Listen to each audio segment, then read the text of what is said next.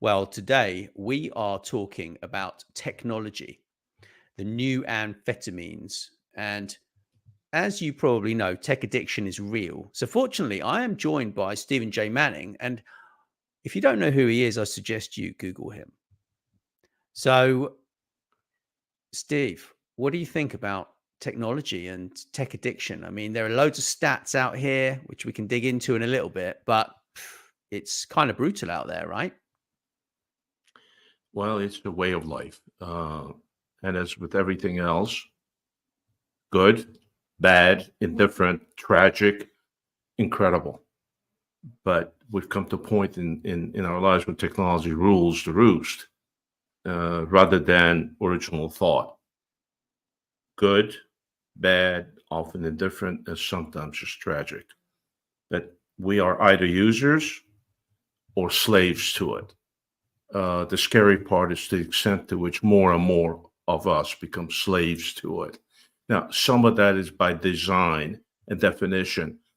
You can't buy a new car and not be victimized by its technology. On the other hand, people wake up early in the morning addicted to some form of it or things that technology makes possible. The whole mobile device insanity to social media. And then, of course, the amazing part about the ability to do some kind of research. And some people, the addiction is real. It's evident. We all know it. We all see it. We experience it. And some of us revolt against it. Absolutely. And if I may, thinking about this morning, I said to myself, I'm a little confused by this incredible developmental arc over many years, without a doubt, but accentuated over just last couple. So one of the people that I like to quote, although I'm not sure I understand him, is French philosopher Descartes, 1600s, I think. One of my favorite quotes is cogito ergo sum, which, although it's French, he was arrogant. He said it in Latin. Translates to "I think, therefore I am." Now that's very relevant in my life. I think that way. I focus on thinking, and hopefully I accomplish something. I'm thinking that whole notion of "I think, therefore I am" has been subverted or taken over by technology for a lot of people, particularly in the mobile world and research world. I think, therefore I am. Not anymore. I've got a mobile device and I know how to use it. And therefore, I'm thinking to myself, we're no longer asking people to think, to validate their existence, think, and the extension of that is communicate, etc. That whole thing encapsulate in a, 3x5 inch, 3x6 inch device gives me a shallow sense of self-awareness. Look at me, I'm important. I got this. I can communicate. I can read, write, all that. And then, of course, unfortunately, it also gives, a couple billion people a pathetic sense of relevance. I can do this, therefore I'm relevant. Really? In my little world, and mind you, I go back to social media. I was there when Twitter was created. I didn't get it. Didn't understand it. I told you this before. 6 hours into the first meeting, they told me I was a barely functioning idiot because I couldn't figure out how to make money at it. I'm still a barely functioning idiot as to Twitter. But how many people post on social media, on Facebook, and so on? Billions. How many posts a day? I don't know, billion or two?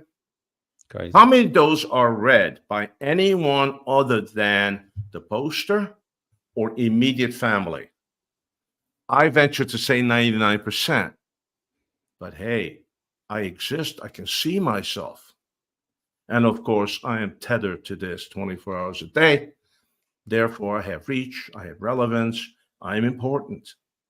I think that's tragic is what it is. And perhaps we can get into the whole mobile thing because I've been at that for a while.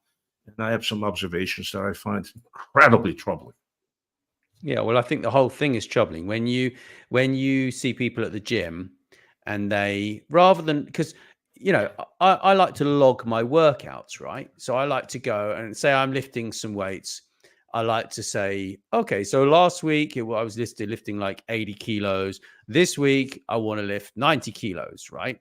So I log that information because that's really important to log your progress. It doesn't mean I want to sit there and mess around and look at every single different social media app whilst I'm in the gym, which distracts me from the real world, because it's not the real world. Yeah. And this is a main issue I have with social media. It affects people's mental health because they judge other people's lives by what they post online, and then they compare themselves to those other people, which leads to depression, low self-esteem, all these kind of things.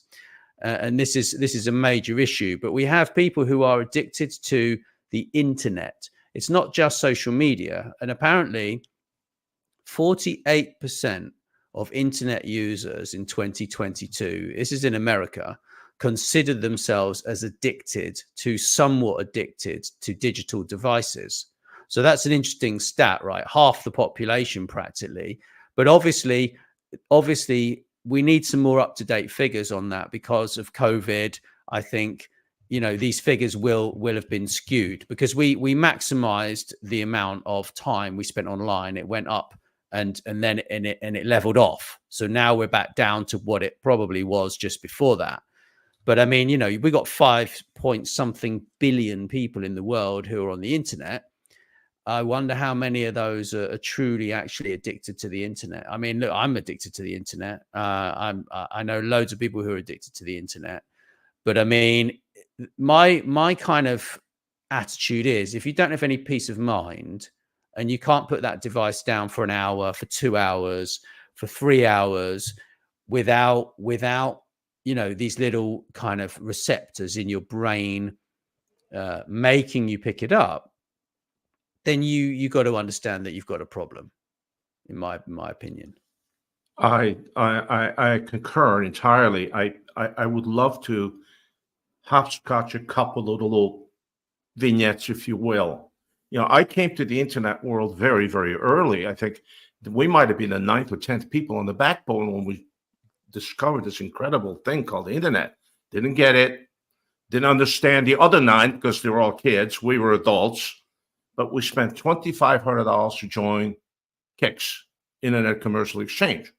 And therefore, we were on the backbone. Have no idea what that is, but we were there. So I had been in the internet world. I remember first time seeing the internet, 1 billion characters on a screen, on an airplane, mind you, from a friend of mine who was a pioneer. And I remember the first browser when the kids in Champaign came up with Alta Vista.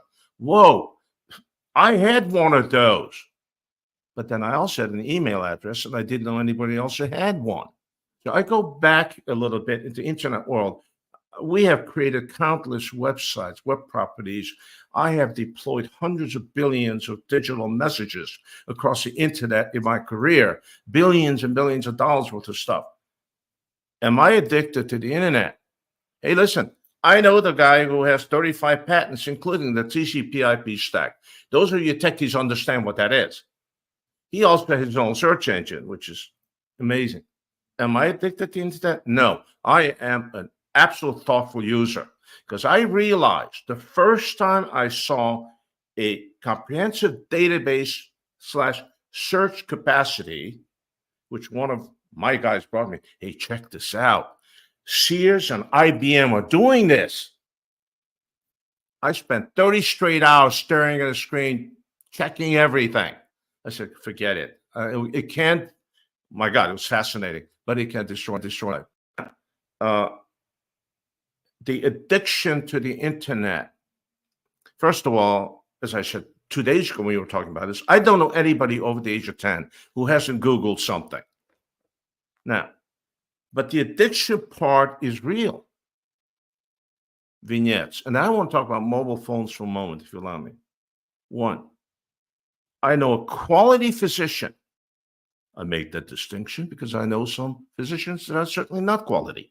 Quality physician who works his 12-hour shift in a major ER, but the first thing he does early in the morning, you know what it is, right? he posts stuff on the internet. When he takes that break that he needs to caffeinate, he posts on the internet.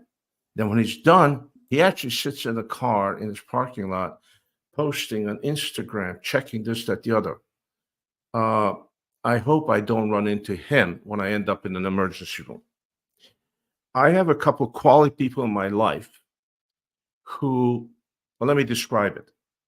Hey, Steve, do you know what that store is? Yeah, on a corner of 3rd and Main.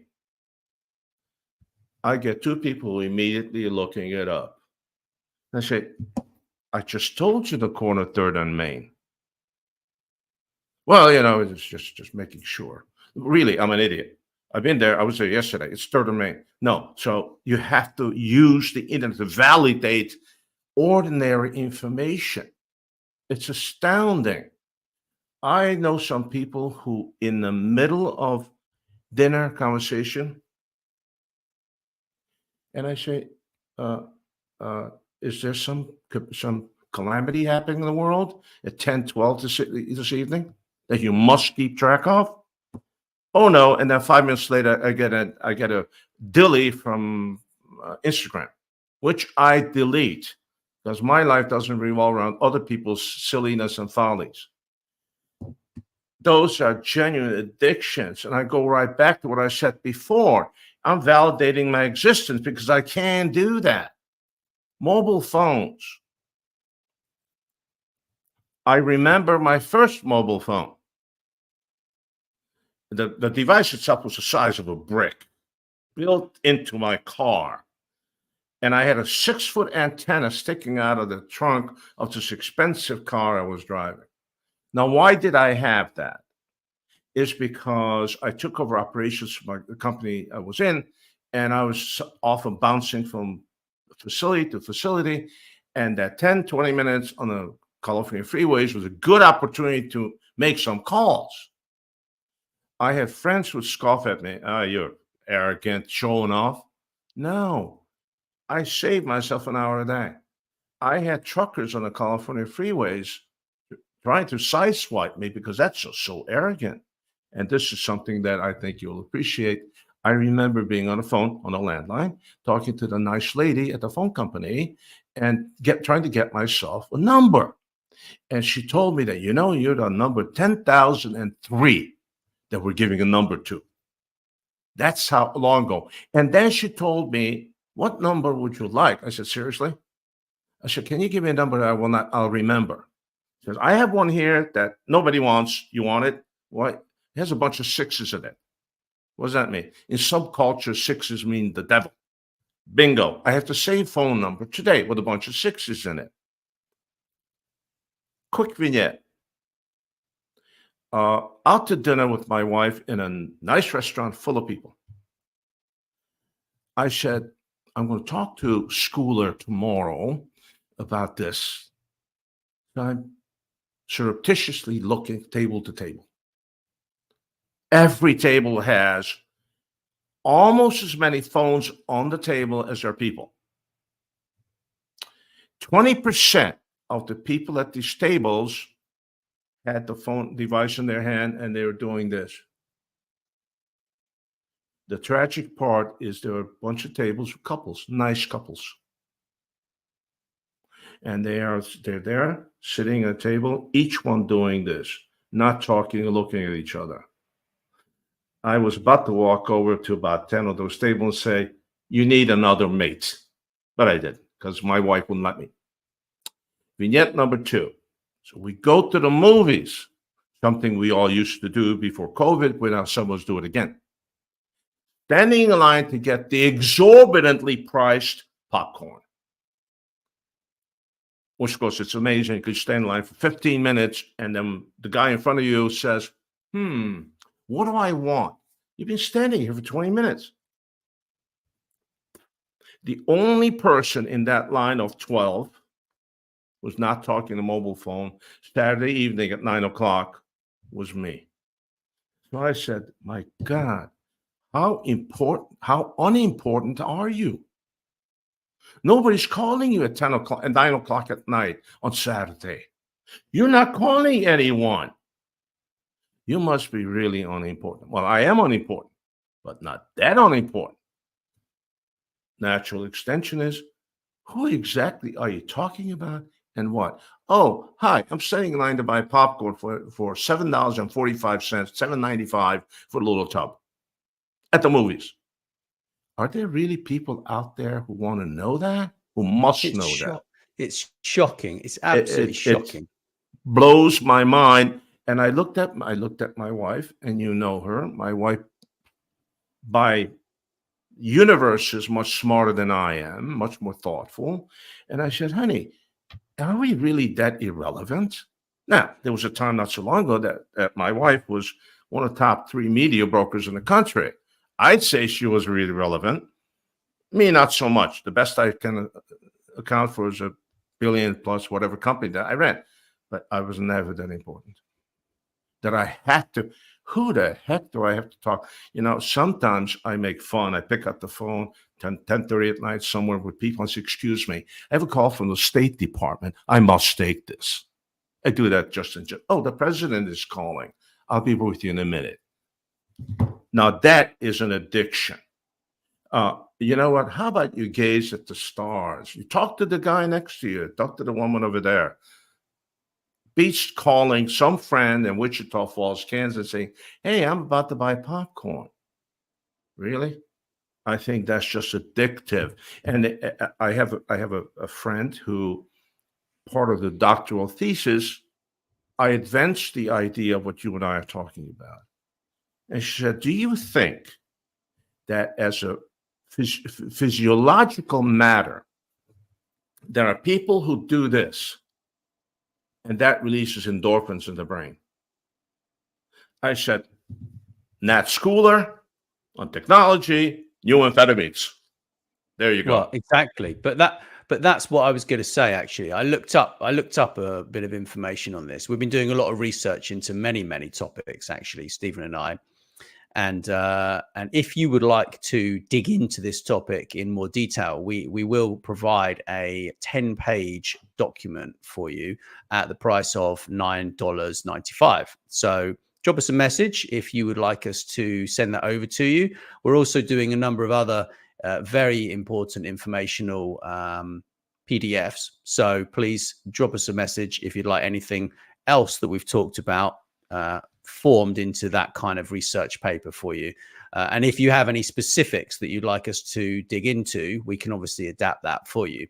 But back to this dopamine kind of thing, this neurotransmitter also spikes when we experience social rewards. So those are likes, comments, shares, and discovering entertainment or cute content, and actually reading exciting news headlines, which is that's interesting. So we're actually getting dopamine releases, giving us a bit of a high, and those are actually, they've replaced the nicotine addiction for many people who don't smoke.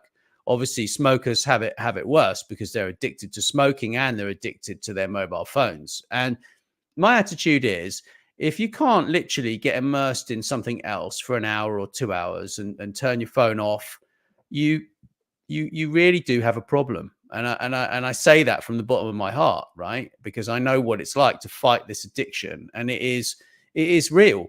It is absolutely real. And I mean, I love the story when you were in a meeting and you did something awful to this marketing director, and I think you should tell us that story, because that's a really, really good one, Stephen. Well, thank you for humoring me, and please, those of you watching, listening, please don't think this just comes from arrogance or anything like self-importance. It's not. It's just really a reaction. What was, and it still is, one of the biggest direct response enterprises in the world. I had a relationship there for some time, and the executive VP of marketing asked me, hey, can you come to Las Vegas on Thursday? I have all the senior marketing people from Europe, Canada, the US, South America coming in for a 2-day meeting. Can you come and talk to us for a couple of hours? I said, well, yeah, okay. And we'll pay your expenses and all that. And just 2 hours. I said, fine, I'll do that. And mind you, this guy was without a doubt, really smart. Awesome marketing. He really was. But he was an ugly, insufferable human being. If there's one guy in a company of thousands of employees that was disliked by everyone, was him. But then when the bonuses came out, everybody said thank you. Okay, so I said fine. I get there, there's 8 people around the table, including this guy. I knew one. I'd met him, the other one. And these are the top marketing guys in this. They were 7 men and 1 woman. They're good for billions around the world, certainly in the United States. Everyone watching this has heard of this company. Anyway, so I'm sitting there, and we're sitting in a coffee shop in this big hotel in Vegas at 10:30 in the morning. Coffee, drinks, whatever. Okay, he says, go ahead, somebody talk. Now, this was designed a Q&A. You guys ask, I respond. The reason for that was by then I'd done, I don't know, tens of billions in direct response. And then I was an internet pioneer. And they, with all their tremendous wherewithal, they were behind in the online world. Questions. First question, in 2 minutes into it, this guy's phone rings. He grabs it and says, you guys go on, and stands right over there, barking at somebody on the phone. Typical, just an awful man. Comes back, throws the thing angrily on the table. Somebody was talking, go ahead. Well, I said, okay, I can't hit him because it's not the right thing to do. The conversation continues another 3-4 minutes. Phone rings again. Same thing. Gets up, barking at someone. For a minute, comes back, throws it on the desk, table, and says, okay, go on. Now, the third time he did that in the first 12 minutes, I said to myself, he's important, but is the world on fire at 10:35 on Thursday morning? And I said to myself, what am I doing here? Well, I know what I'm doing here. I'm getting paid, but that's not the point. So I said to him, let's call him John. Maybe that was his name. I said, John, next time you do that, I'm going to take your phone away. Yeah. Sure enough, 5 minutes later, the phone rings, does the same thing. Throws the phone on the desk, and I said, okay. So I took his lovely iPhone and dropped it in my big glass of Diet Coke. Now, everybody was a little mortified because Steve's going to get fired, the guy's going to loon out. Who's going to happen? And he looked at me, you didn't really drown my iPhone, did you? I said, you guys are a very wealthy company. You can afford to replace it. Oh, I hope you were technologically advanced enough to back the thing up. And with that, the meeting continued for another hour and 40 minutes, and he didn't blink an eye. I'm a little confused. But I did drown his phone in a thing of Diet Coke. And when he got fired a year later, what they paid him to leave was just insane. There was a party in the company. Everybody partied. They finally got rid of him. Of course, the revenues also went down. And next time I saw him was on an escalator, some building in Chicago, of all places. I was going down, he's coming up. And when he saw me, he went like this. I said, hey, John, how you been? He said, oh, no, don't hurt me. I said, okay. The sheer arrogance of it. You are that important. And then I have people in my life who send me text messages, as I do. Now, those of you watching, listen to us, know that people like Nathaniel and I are very, very aware and very appreciative of people's time and effort.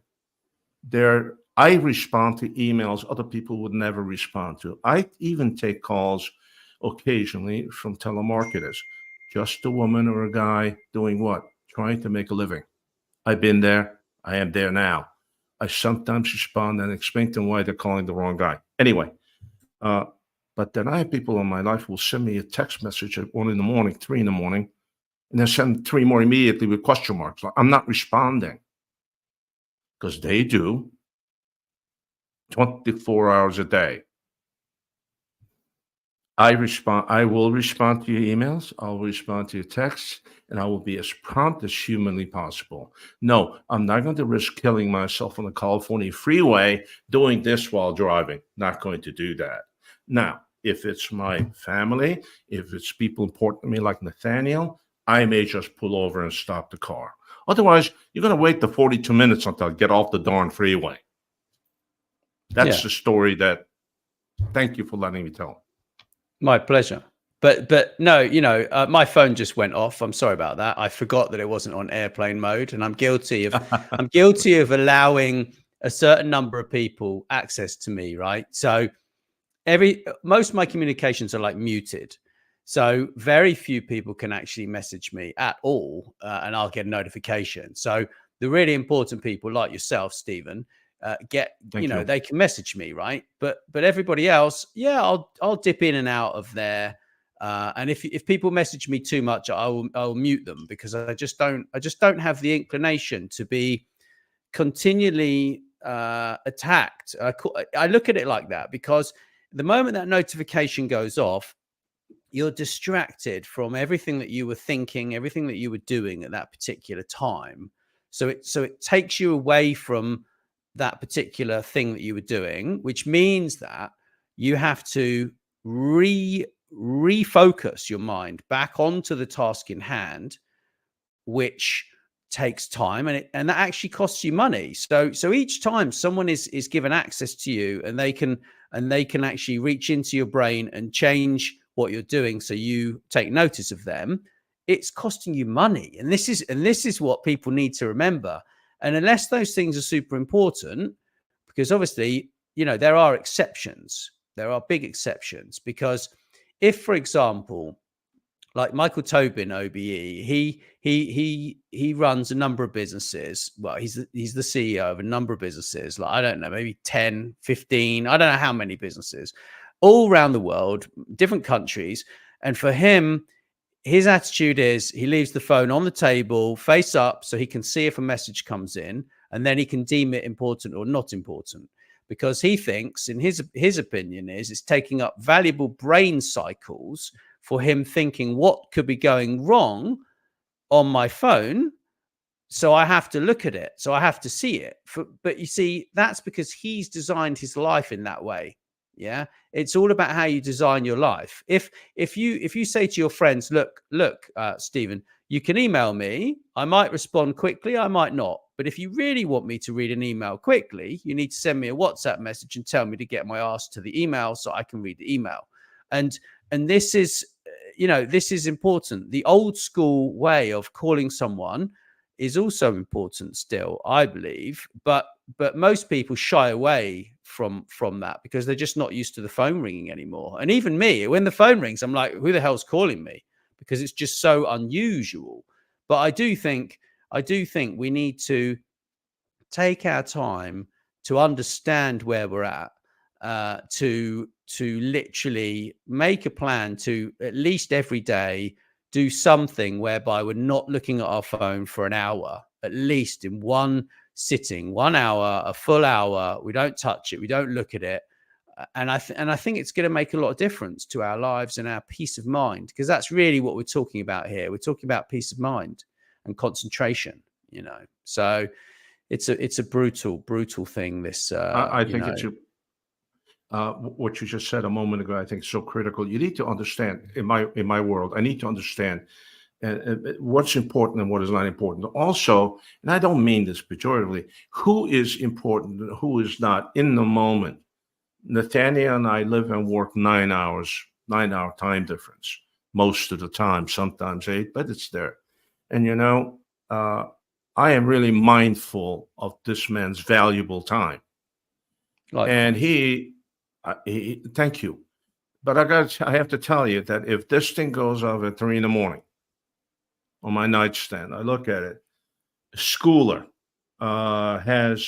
sends me a message. I will read it, because I know he's not going to want to wake me up at 3 a.m. just because he happens to be up and is having lunch. I think it's important for him to know who that is and why. And of course, it takes a certain amount of training some people understand that I keep weird hours. I always have, and kind of somewhere in a 24-hour cycle, I sleep some. And then, of course, working with Nathaniel, others in Europe, 3 o'clock in the morning is a great time to wake up and do some work. Oh, by the way, what wakes me up at 3 o'clock in the morning is I just wake up with a thought of something I need to do, write, read, whatever, or reach out to somebody and say, yo, you got time today? And people say, well, I sent you a text message. You didn't respond. You mean the thing you sent me at 3:30 this morning? I was sleeping. Well, you always respond. No, I respond when I'm up. Hey, Yeah. refrain from sending anything to me for a couple more hours, will you? I'm trying to catch up on some sleep. I think it's important to understand, sorry for the redundancy, what is important and what is folly or what is a damn addiction. And the day I get addicted to this, I will tell you all again what I tell Nathaniel. We're going to grow a beard down to here. We're going to move to Peru, put on grass skirts, sit on the beach, gain 100 pounds, and drink umbrella drinks. They don't have phones on the beach in Peru. Oh, they do in town, but not on the beach. That's what we should do. You know what? The mind, who said this? The mind is a terrible thing to waste. So why do you want to dull it? Why do you want to cut the edges? Why do you want to conform? Why do you want to be like everyone else? Why do you want to be ordinary? Why do you want to be obscure? This is an incredible equalizer. I'd like to say an intellectual equalizer, but an intellectual equalizer at the subterranean level. Use it, enjoy it, make the best of it. If you live on it, I suggest an alternate lifestyle. Yeah, absolutely. Absolutely. And if you do want us to write, to send you this 10-pager and adapt it for you, then give us a shout. We'd be happy to hear from you. You can contact us at info@influentialvisions.com, or you can connect with Stephen and I on LinkedIn, and those links will be somewhere around.